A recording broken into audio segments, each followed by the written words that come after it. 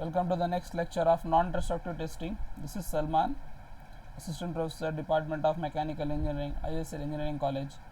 So in last lecture we have completed already our 4 units. So this 5th unit completely deals about acoustic emission testing, in which we have to discuss how the testing has been is going to be takes place. So what is acoustic testing generally refers to? So these are the elastic waves which are generally produced when there are stresses induced in a material, and these stresses may be leads to some changes. For example, if you can in metallurgy and material science you might have studied about slip. So when one layer moves over the other layer, so a small amount of sounds will be generated. So these sounds we are going to enlarge by using various types of devices, that is by sensors and by using transducers. These sounds are converted into a electrical signal which we are going to test, and we have to identify how much amount of cracks has been formed, how much amount of deviations have been formed. So acoustic emission refers to the generation of transient elastic waves produced by sudden redistribution of stresses in a material. So when a structure is subjected to an external stimulus, that is nothing but a thing which is used to identify the signals that is generated by the sounds. These are nothing but a change in pressure, loads or temperature. Localized sources triggers the release of energy in the form of stress waves, which propagates to the surface and are recorded by the sensors. When the right equipment is set up, the motions are order of up to 10 to 12 meters can be identified. And acoustic sound systems can only qualitative gauge which can be used to measure the damage. So it can be in order to obtain the quantitative results about size, depth and overall acceptability of a part. Other methods has to be identified. So in this you can able to identify that there are some flaws present, and to identify how far, how depth or how big the flaw is present, for that you have to integrate the acoustic testing along with the other testing techniques. Generally we use ultrasonic testing for that. Another drawback of this testing is that loud service environments cannot be used for identifying this. For example, if you are using this testing method in any kind of mechanical parts, because of the motion of the parts there will be external noises which are generated, so which will be added to your results. Okay. So what is the early stages of this is nothing but initially this was used in pottery, that is nothing but when they are used to make the pots. So when it is allowed to cool, because of that cooling there will be some cracks generated. So because that cracks are generally audible during that time. So after that in about 3700 degrees 3700 BC, so there are some cracks which are audible in tin materials. When mechanical twinning is happening in a tin material, so that plastic deformation can be able to heard or can be able to audible. After that, the first documented observation in the ultrasonic emission was done in Middle Ages, so which was observed in again in tin, when tin is being used in some kind of harsh materials, that is nothing but harsh sounds were generated. Okay. So these are the series when especially the AE testing materials has been used. These are the basis on which the acoustic emission testing has been used. This is the actual history, that is nothing but the noise generated by the deformation process of salt and zinc is being studied. Next, the small voltage and resistance variations can be suddenly strain movements are caused, okay, when the martensitic transformations is happening in a material. Next is in 1914 measuring of AE to observe the moving dislocations. Next is in twinning experiments. Next is in tensile test, that is when the material is being enlarged. So because of that enlargement there will be there is stress deviation happening. So during that stress deviation the sounds are generated which are being studied by using these materials. In 1954 investigations to the application of AE in the field of material engineering and in the sources of AE. So in 1961 aerospace industries used for the Polaris robot rocket motors, and 1963 use of AE for the examination of high pressure valves. In this they have taken the future. Now if you see in most of the today's almost all the companies and all the structures are being studied by using the acoustic emission testing. So acoustic emission testing can be result in the initiation and the growth of cracks, slips, dislocations. So the orientation of stresses, if the stresses is being that like if the crack is moving from one side to other side, if the boundary layer arrangement is going to happen.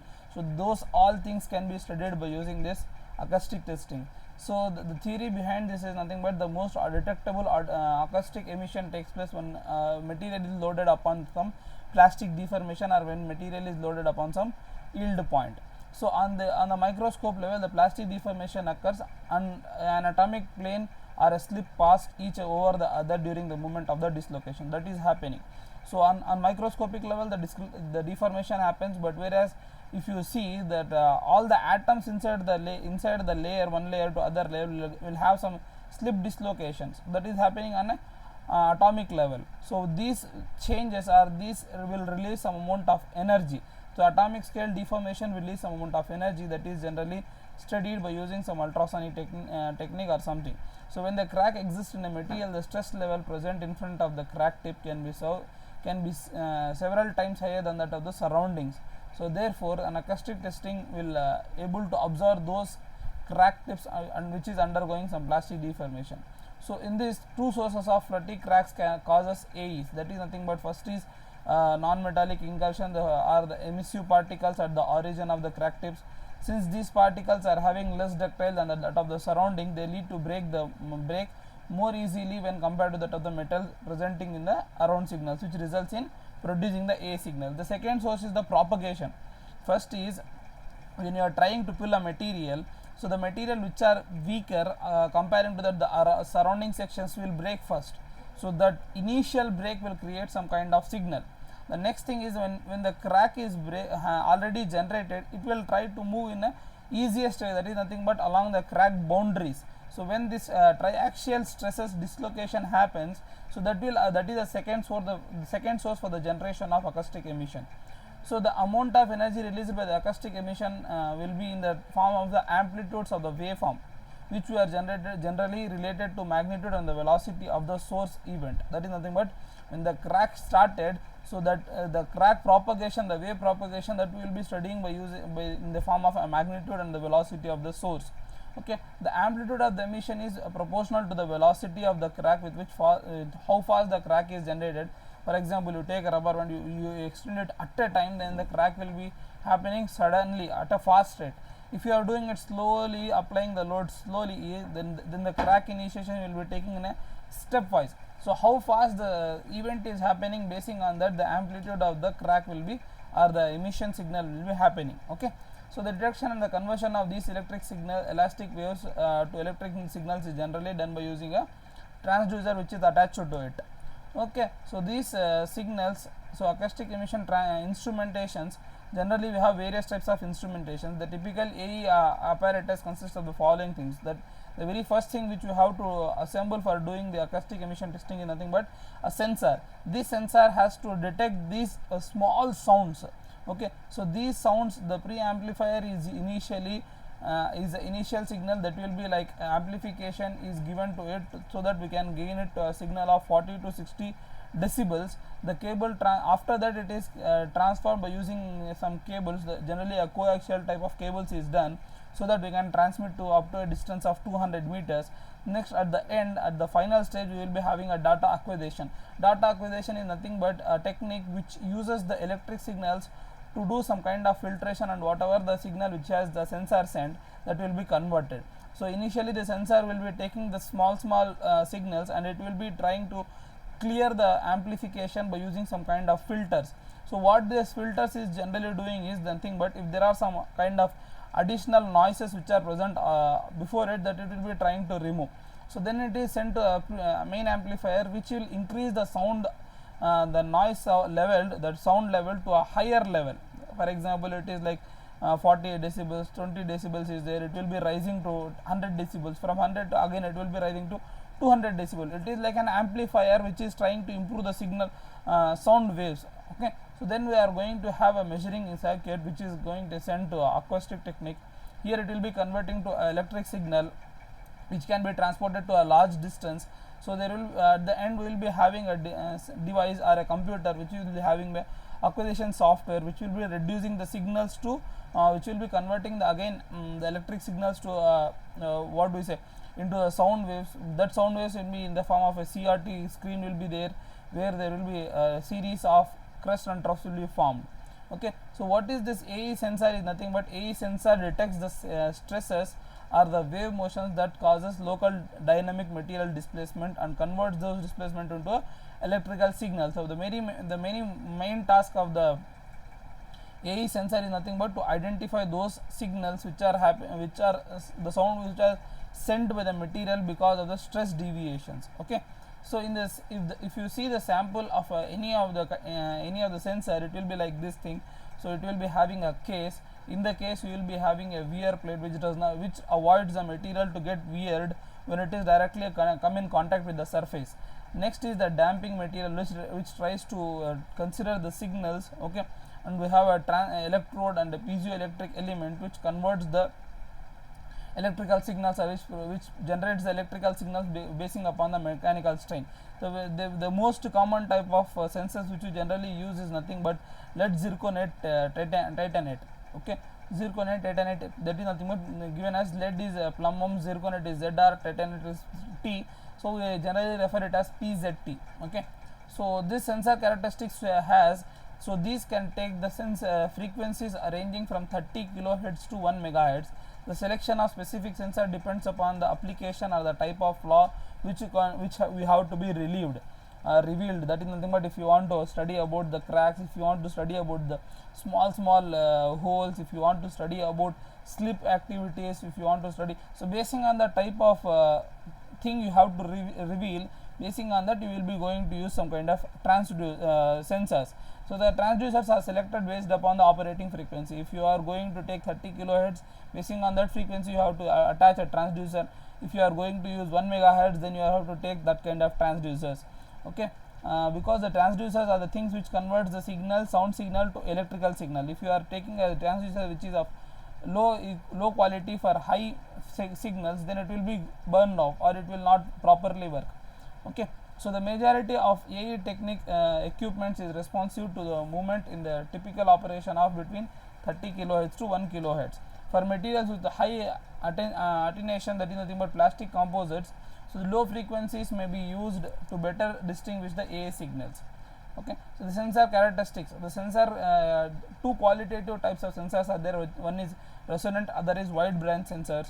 So that the thickness of piezoelectric element defines the resonance frequency of a sensor.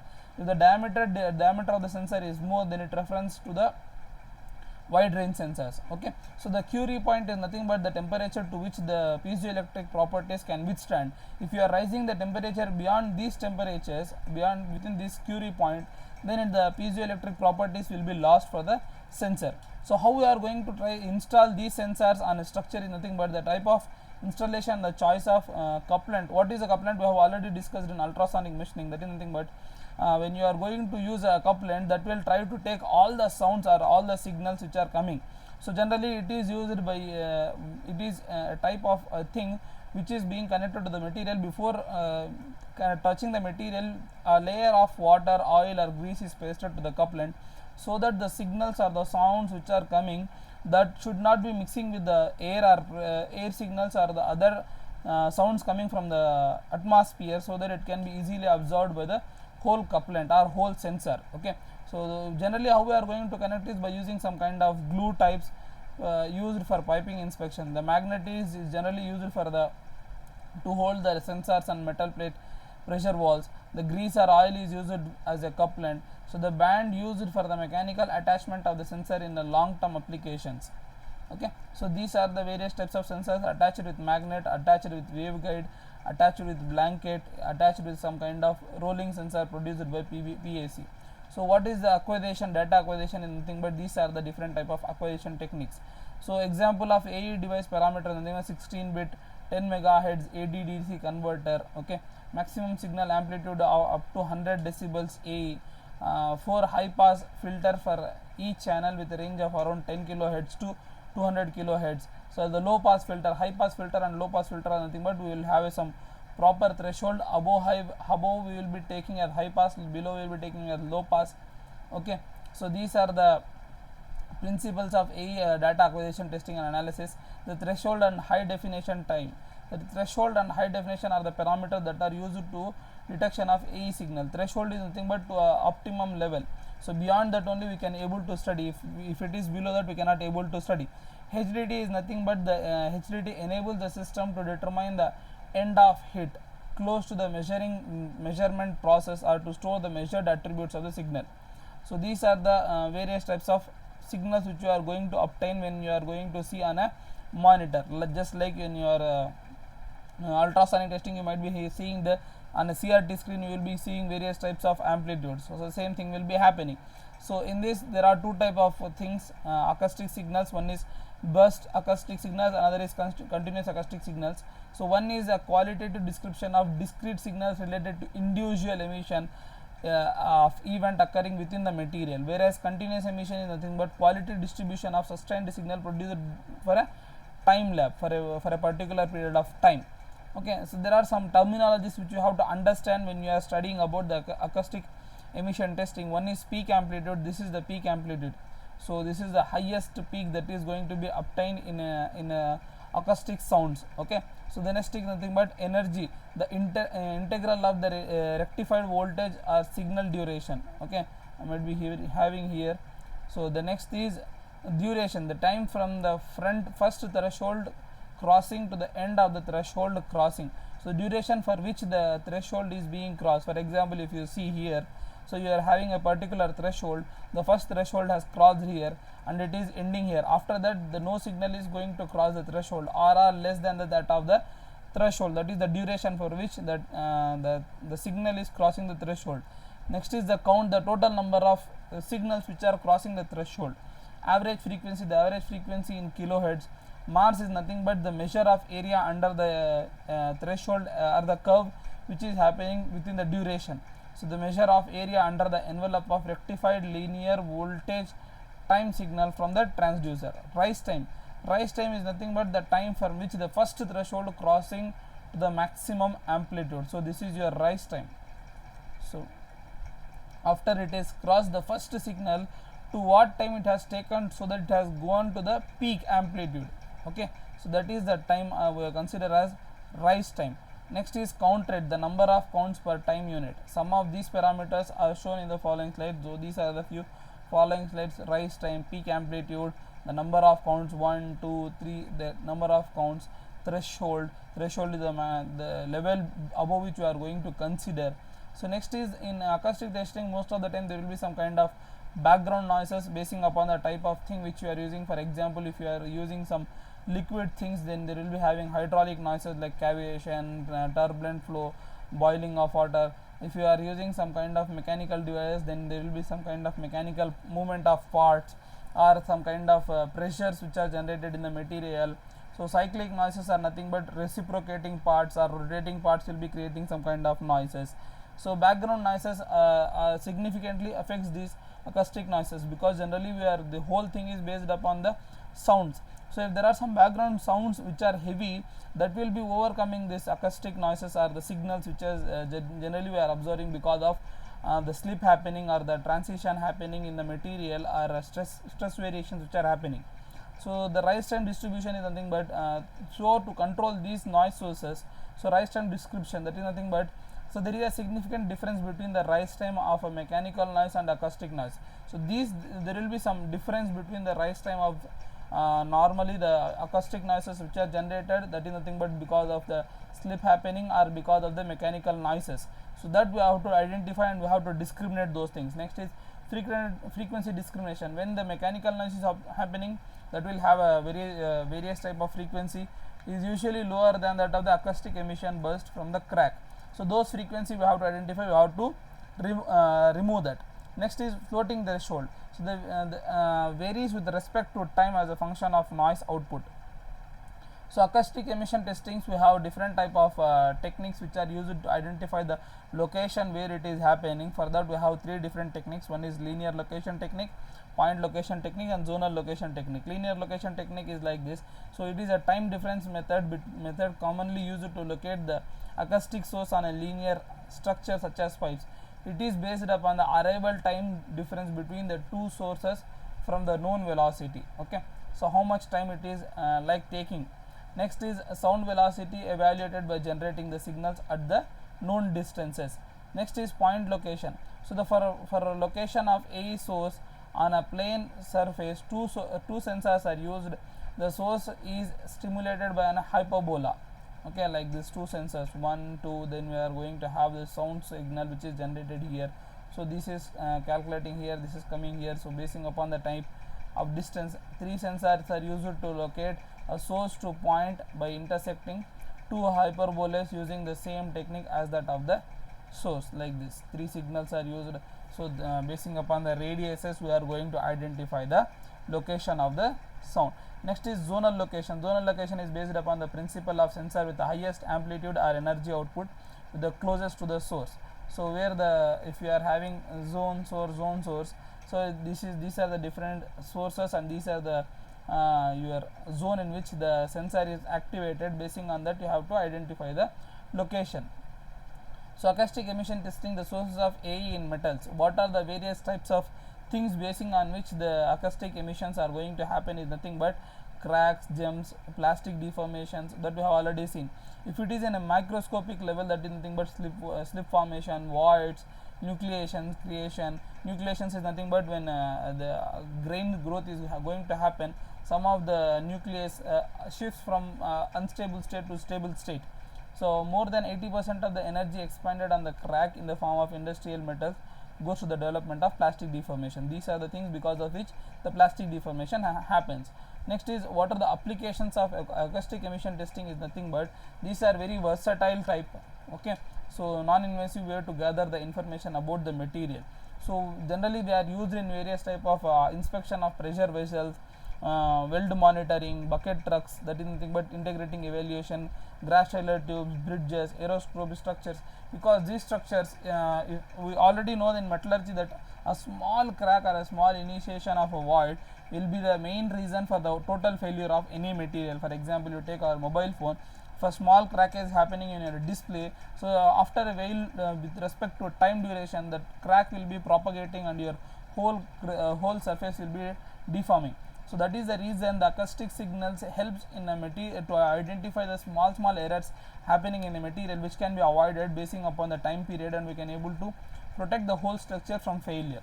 With this, we can able to end our 5th unit also. This is the thing which is, this is one of the smallest unit which you have in your whole NDT.